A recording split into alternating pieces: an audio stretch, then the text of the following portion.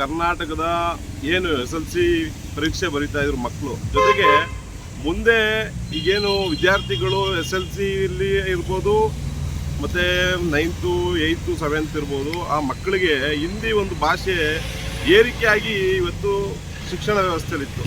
ಅದನ್ನು ಮಾನ್ಯ ಮುಖ್ಯಮಂತ್ರಿಗಳು ಜೊತೆಗೆ ನಮ್ಮ ಮಧು ಬಂಗಾರಪ್ಪ ಅವರು ಶಿಕ್ಷಣ ಸಚಿವರು ಇವತ್ತು ಅದನ್ನು ಏನು ಹೋಗಲಾಡಿಸಿದ್ದಾರೆ. ಏನು ಕರ್ನಾಟಕದಲ್ಲಿ ಭಾಳ ವರ್ಷಗಳಿಂದ ತ್ರಿಭಾಷಾ ನೀತಿ ಏರಿತ್ತು, ಆ ತ್ರಿಭಾಷಾ ನೀತಿಯಿಂದ ಅಂತ್ಯ ಆಗಿದೆ ಅಂತ ಹೇಳೋಕ್ಕೆ, ಜೊತೆಗೆ ಇವತ್ತು ಐತಿಹಾಸಿಕ ದಿನ, ಕರ್ನಾಟಕದ ಪಾಲಿಗೆ ಇವತ್ತು ಐತಿಹಾಸಿಕ ದಿನ.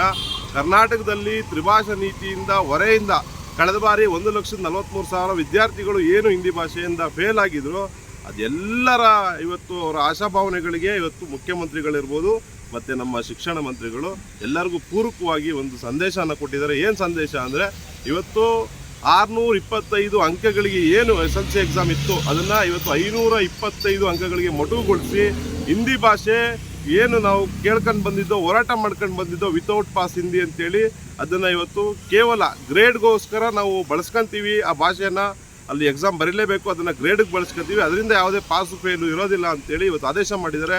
ಇದರಿಂದ ಎಲ್ಲ ಏನು ಕನ್ನಡ ಪರ ಹೋರಾಟಗಾರರು ಹೋರಾಟ ಮಾಡಿದ್ದೋ ಎಲ್ಲರಿಗೂ ಕೂಡ, ಜೊತೆಗೆ ಕನ್ನಡದ ಮಕ್ಕಳು ಕೂಡ ಇವತ್ತು ಐತಿಹಾಸಿಕ ದಿನ. ಮುಂದಿನ ದಿನಗಳಲ್ಲಿ ಇದೇ ರೀತಿಯಾಗಿ ಏನು ನಮ್ಮ ಭಾಷೆ ಮೇಲಿನ ದಬ್ಬಾಳಿಕೆ ಇರ್ಬೋದು, ದೌರ್ಜನ್ಯ ಇರೋದು, ಅದಕ್ಕೆ ಮೊದಲನೇ ಮುನ್ನುಡಿ ಇವತ್ತು ತ್ರಿಭಾಷಾ ನೀತಿಯನ್ನು ತೆಗೆದುಹಾಕಿರೋದು. ಯಾಕಂದರೆ ನೋಡಿ, ಬೇರೆ ಬೇರೆ ವಲಸಿಗರು ಇವತ್ತು ಕರ್ನಾಟಕದಲ್ಲಿ ಬಂದು ನಾವು ಏನು ನಮ್ಮ ಭಾರತ ದೇಶದಲ್ಲಿದ್ದೀವಿ, ನಾವು ನಮಗೆ ಕನ್ನಡ ಬರಲ್ಲ, ನಮ್ಮ ಬೆಂಗಳೂರಿನಲ್ಲಿ ಕರ್ನಾಟಕದಲ್ಲಿ ಬಂದು ಇಲ್ಲ ನಾವು ಹಿಂದಿನೇ ಮಾತಾಡ್ತೀವಿ, ಇದು ರಾಷ್ಟ್ರ ಭಾಷೆ ಅಂತೇಳಿ ಸುಳ್ಳು ಹೇಳ್ಕೊಂಡು ಓಡಾಡ್ತಿದ್ರು. ಈಗ ಅಂಥವ್ರಿಗೆಲ್ಲನೂ ಒಂದು ಪಾಠ ಆಗಿದೆ. ಮುಂದಿನ ದಿನಗಳಲ್ಲಿ ಈ ಏನು ವಲಸಿಗರು ಬಂದಿದ್ದಾರೆ ಅವರೂ ಕೂಡ ಕನ್ನಡ ಕಲಿಯುವಂಥ ಕೆಲಸ ಆಗಬೇಕು.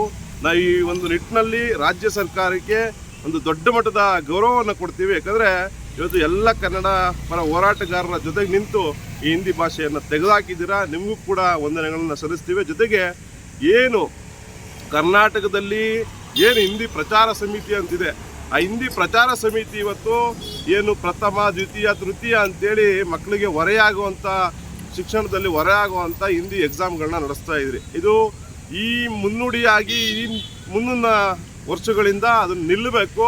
ನಿಲ್ಲ ಅಂದರೆ ಖಂಡಿತವಾಗ್ಲೂ ನಾವು ಹಿಂದಿ ಪ್ರಚಾರ ಸಮಿತಿ ಕಚೇರಿಗಳಿಗೆ ನುಗ್ಗುವಂಥ ಕೆಲಸ ಮಾಡ್ತೀವಿ. ಜೊತೆಗೆ ಈ ಐತಿಹಾಸಿಕ ದಿನಕ್ಕೆ ಸಾಕ್ಷಿಯಾದಂಥ ಮುಖ್ಯಮಂತ್ರಿಗಳು ಸಿದ್ದರಾಮಯ್ಯ ಸಾಹೇಬ್ರಿಗೂ, ಜೊತೆಗೆ ಏನು ಶಿಕ್ಷಣ ಸಚಿವರಾದಂಥ ಮಧು ಬಂಗಾರಪ್ಪ ಸಾಹೇಬ್ರಿಗೂ ಕೂಡ ಎಲ್ಲ ಕನ್ನಡ ಪರ ಸಂಘಟನೆಯವರು ಗೌರವಪೂರ್ವಕವಾಗಿ ವಂದನೆಗಳನ್ನ ಸಲ್ಲಿಸ್ತೀವಿ ಅಂತೇಳಿ ಈ ಮೂಲಕ ಹೇಳಕ್ಕೆ ಇಷ್ಟಪಡ್ತೀವಿ.